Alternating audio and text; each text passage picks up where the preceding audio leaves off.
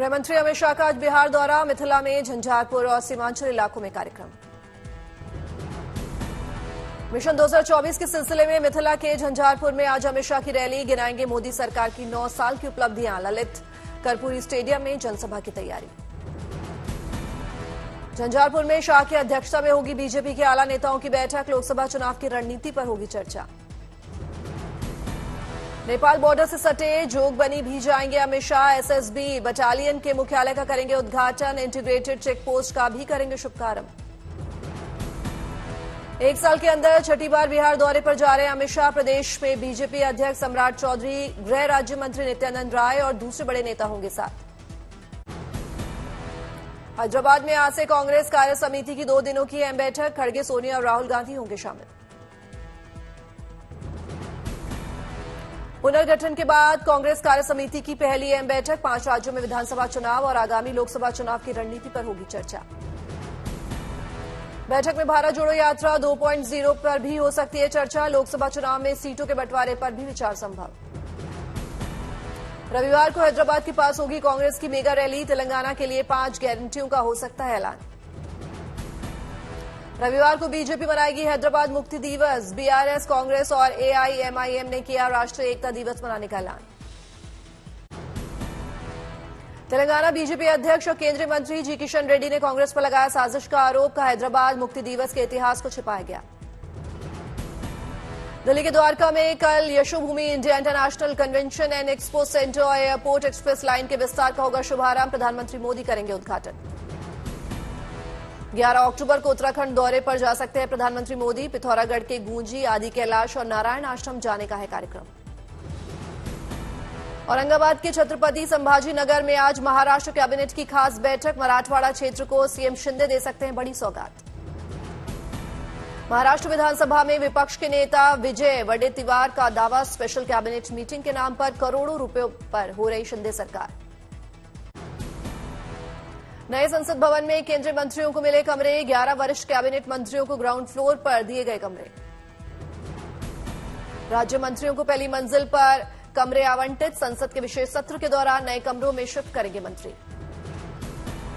केंद्रीय मंत्री पीयूष गोयल ने रायपुर में भूपेश बघेल सरकार पर साधा निशाना, धान खरीद मसले पर कांग्रेस सरकार को घेरा। मध्य प्रदेश में अलीराजपुर के जोबाट में बीजेपी की जन आशीर्वाद यात्रा, केंद्रीय मंत्री ज्योतिरादित्य सिंधिया हुए शामिल।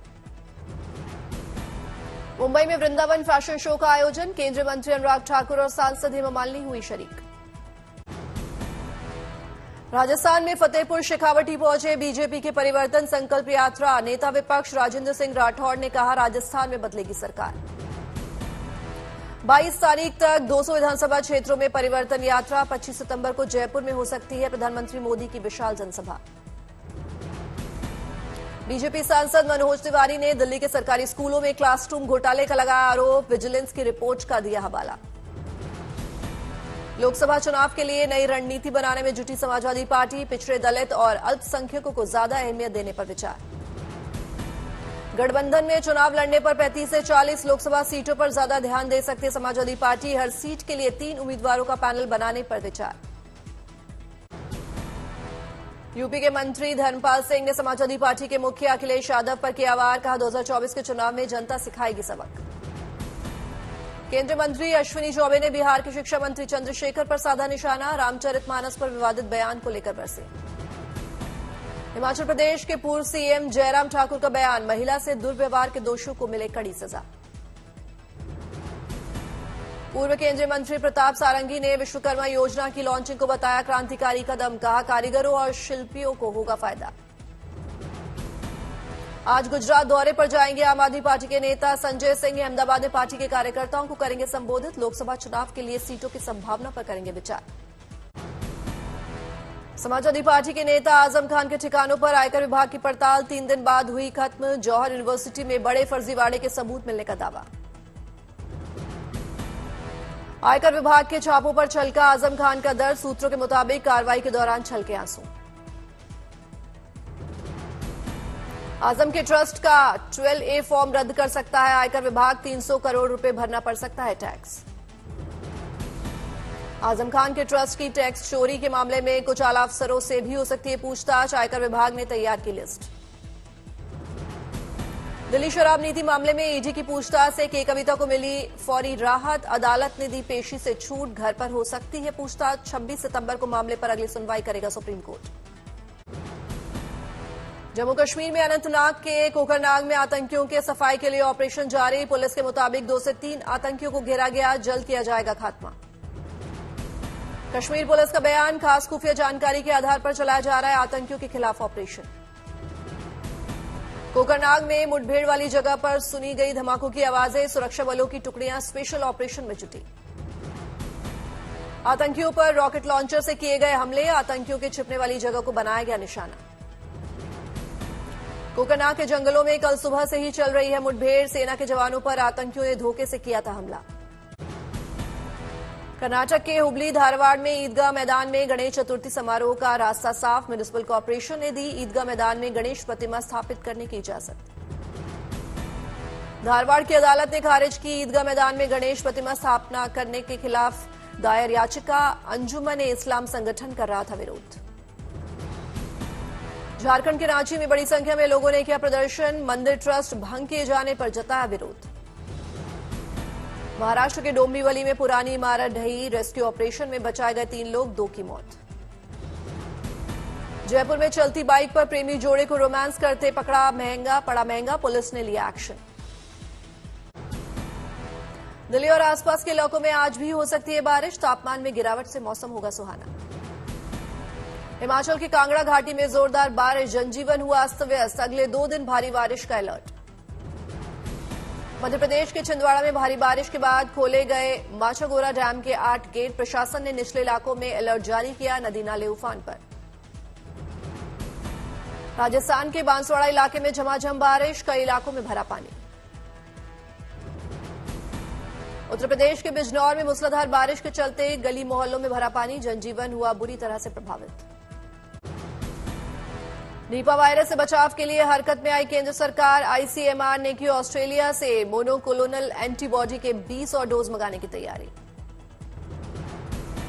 निपा की पहचान के लिए पुणे के नेशनल इंस्टीट्यूट ऑफ वायरोलॉजी में की जा सकती है जीनोम सीक्वेंसिंग। कोझिकोड भेजी गए mobile BSL-3 laboratory. Nipah virus के प्रकोप को देखते हुए केरल सरकार जो है सतर्क हो गई। वायरस को फैलाने से रोकने के लिए किए जा रहे हैं जरूरी काम। निपा वायरस के चलते कोझिकोड में अगले रविवार तक बंद रहेंगे स्कूल और कॉलेज। ऑनलाइन तरीके से होगी पढ़ाई। केरल में 130 और लोगों को निपा से संक्रमित होने की आशंका। अब तक 1000 से ज्यादा लोगों पर असर। जयपुर के जल महल पर सूर्य किरण की चमक। आसमान में लड़ाकू विमानों के हैरतअंगेज करतबों की देखी झांकी। इंडियन एयरफोर्स की सूर्य किरण एरोबेटिक टीम ने अलग अलग फॉर्मेशन बनाकर हवा में एक से बढ़कर एक हैरतअंगेज करतब पेश किए। जयपुर में आज और कल भी चलेगा एयर शो। इस शो में सूर्य किरण टीम की और 9 हॉक एयरक्राफ्ट का दल हैरतअंगेज करतब दिखाएगा।